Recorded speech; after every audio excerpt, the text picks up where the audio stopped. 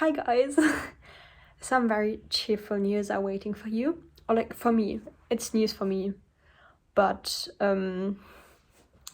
they're cheerful for you too because I'm going to share them with you. And it's 3 cool news. So the first thing is I got my advent calendar. I'll show it to you in a minute. It's by Cool, which is I don't know, they do all kinds of snacks and food items. So also you can get really nice nut butter from them and all kinds of things you need. Like also they do pasta and like chia seeds and just so many things, so many cool things you can buy from them. And I got their vegan advent calendar. And also, since it snowed a few days ago, I'm really in the Christmas spirit now, which means we're gonna start decorating for Christmas. I'm kind of exhausted from the week. It's been an exhausting week, and I'm just really happy that it's over and that I can just have a chill weekend with my family. But it's already in the evening, so they just arrived and now they're going to their apartment for the weekend because there's like, my apartment isn't that big that everyone wants to sleep here in that room, so that's just more convenient. And then we'll see each other tomorrow. The light, let me tell you, the light looks brighter than it is. It looks like I'm sitting in a very lit up room. I think I'm not, but it appears that way sometimes on camera. I am looking for different light bulbs though, because I want some warmer light, because this feels just so too aggressive. I'm not a big fan of white light, but I do have my fairy lights, but they're not light enough for filming, so we're going to have to think of something. But now let's start. This is my advent calendar. I can do some unboxings once it's December and post them in my vlogs, which is so cool.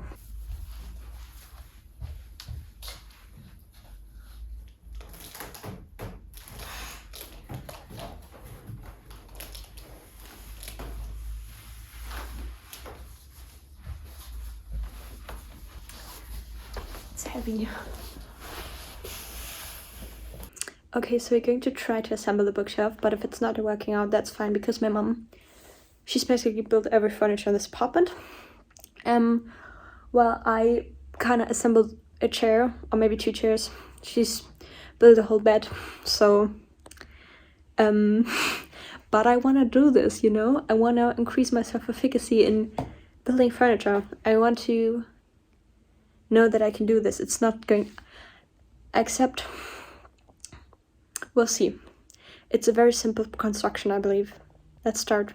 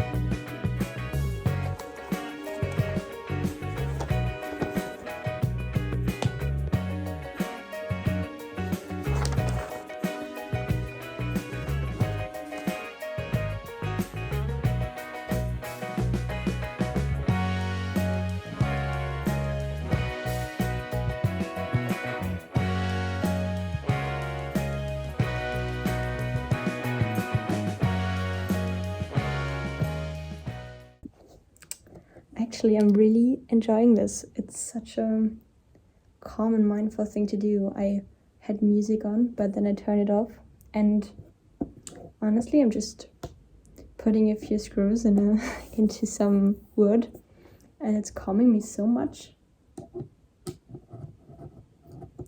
Sometimes I think it would be so cool to be more able to do like creative things and like be able to build things and stuff. I'm just really, oh, that doesn't sound good. Keep going.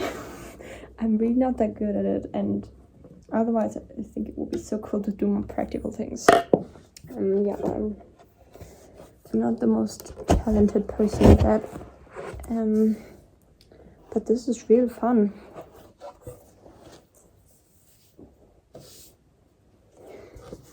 I hope I'm doing it right. I don't think I can do anything wrong with it.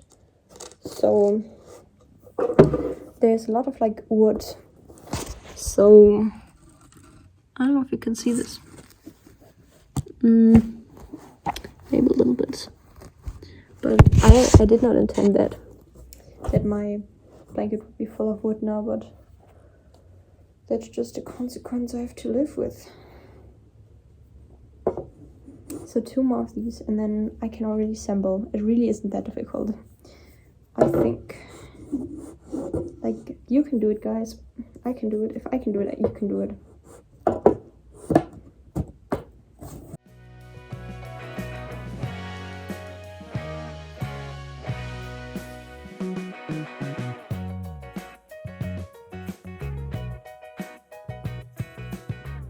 It took me a long time to find out, like, these are the side parts, which one is which, and oh, you can't even see me because it said I need number 7, and so all pieces are numbered, and it took me like very long to find the little sticker with the 7 on it because it was at the bottom, and I was like, where are they? Where are my stickers? How am I supposed to know? So now I have the side part. I'm already in step 4. I think of 6 steps. I'm already in step 4.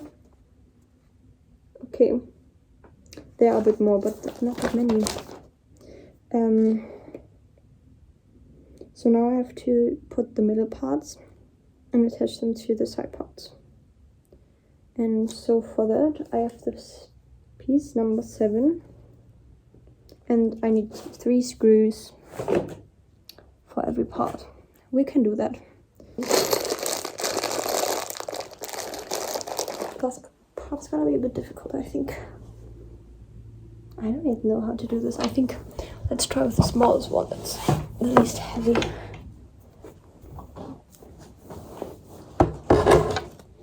So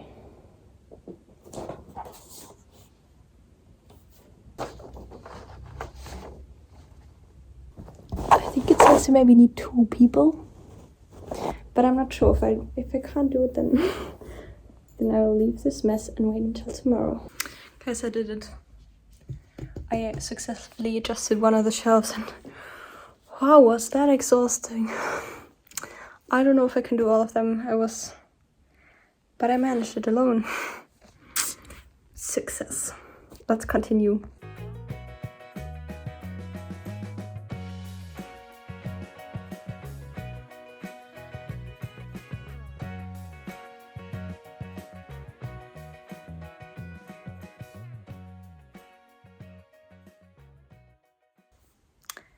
I'm almost done. I built a whole bookshelf by myself.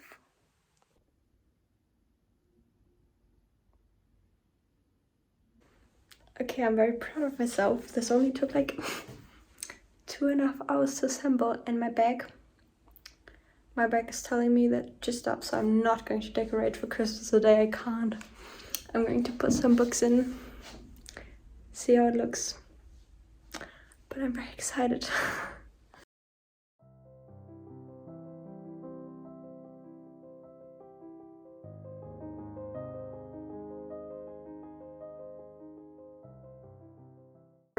So up here we're starting with all my translated fiction, and we've got Japanese fiction up until like here. And so I love Sayaka Murata. I've recently read Life Ceremony, and her works are very strange and talk about like people who maybe don't fit into society really, and I really like it. And they're also very aesthetic. Also Miko Kawakami, amazing. And obviously the Before the Coffee Gets Cold series, I also really enjoyed. And then we got some Murakami, and we're going over to just some Korean literature, and this is Polish. Also really enjoyed this, and this is Italian. Also really enjoyed this. Next we have some shelf, like a shelf with some general literary fiction. So this general shelf is all my Christmas decoration. All like contemporary literary fiction mostly. So here we've got some Taylor Jenkins Reid. I also read Malibu Rising, which isn't here, and I don't know if I read anything else by Taylor Jenkins Reid. Also, My Policeman, I really enjoyed that. Such a Fun Age is really good. Then I got my Atasha Moshfegs. This one's in German actually, so that's why they don't exactly match. Yeah, The Island of Missing Trees is also really good. This is about Cyprus and a love story, and you know, between a Turkish and Greek person, because they were like separate parts in Cyprus, and about how that affected them. And you have this perspective, and then you also have the contemporary perspective of the father, who's Greek, living with the daughter who is like Greek and Turkish roots, who are living in London, and the mom died, and so she's like kind of the daughter figuring out like her heritage and everything. So really interesting to have both of these time perspectives. Sorrow and Bliss is also, found it really amazing. Open Water, definitely one of the best books I've read this year. I mean, all of this amazing. This I've also read recently. It's about Sarajevo, so Bosnia-Herzegovina, during the 90s. So there was war going on in Sarajevo. There was a siege. Do you call it siege? I think so. So there was definitely a lot of violence going on, shooting and everything, and you have this perspective of this woman who lived in Sarajevo during that time, and it's about how these people find community during war and how they're resilient, and like how this has shaped them. And yeah, I've learned a lot about the history, which I kind of didn't know before, so very impactful, I think. Going down here, we obviously have my Saluni. I also have Conversations with Friends, but I borrowed that, so not all of it is here. Then the Ellie Smith. I want the whole series, so there's autumn and then also the other seasons, so I'm reading winter next. Oh, I also really like the Book of Form and Emptiness. Happy Hour, that was a fun read. Really loved that. Then I have a bit of Greek mythology, but really not that much, but I really enjoyed that. And I also got a little Dark Academia shelf. I don't know if you can count Bunny as Dark Academia, but maybe kinda. And so because this is the smallest and this is the biggest, they're not together, but they're Madonna tarts. And the Goldfinch, really, the Goldfinch was a fever dream. I recommend it, but it is a fever dream. And then down here, there's all my fantasy, mystery, sci-fi, everything. So we have the Three Body Problem, also the second part, so I need the third, which I really liked. It's the only sci-fi I think I have, but I really enjoyed it. Yeah, the Thursday Murder Club series I have, and then some Agatha Christie, for example, some TJ Klune, so very nice stuff here, but not that much really. Continuing with my old bookshelf, we have classics up here, so I think these are the Penguin Popular Classics, and because I have a few of them, I have them separately. And then I have some various other classic literature, some like Sherlock Holmes, Ian Foster, the Bell Jar, the Color Purple Bulges, everything. And then down here, I first have my Virginia Woolfs, because I have several of them, so I have them separately. And then my dystopias, I don't have that many, but it's like Orwell, Fahrenheit 451, Brave New World, Handmaid's Tale, so all of the classic dystopias. And then some modern classics, so those are I think maybe published in the 90s till the 2000s. And then I have classics in German, so The Name of the Rose, or like Crime and Punishment and Master Margarita are not originally German, but I have them translated to German. And then I have some German classics and some French classics, but not that many because I'm not reading that much in French. Down here I have my YA section, which isn't that big, but I have all of the Alice Oseman and then some more. So that's the colorful part of the shelf. And then here I have all of my German books from this same publishing house, because these are quite nice and aesthetic, and then also some various other German books. Then obviously this is my TBR, so all of these books, and then those down here, so it's not that many, it's not bad, but it's 25 I think, so it's still quite many. And then I have my non-fiction down here, so I have some politics and Cold Blood by Truman Capote. I have some feminist things like Unwell Women and Bad Feminist, and then also some general things. This one I don't recommend, don't read. That was very weird. I would not recommend it. It's not rules for life I would follow actually.